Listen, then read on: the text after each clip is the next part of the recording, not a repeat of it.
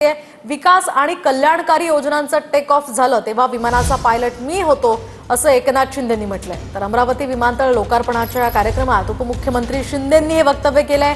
शिंदेंना त्या विमानातलं आता उतरवलं आहे, आता ते ट्रेनचे लोको पायलट असतील असा पलटवार यावर राऊतांनी केलाय।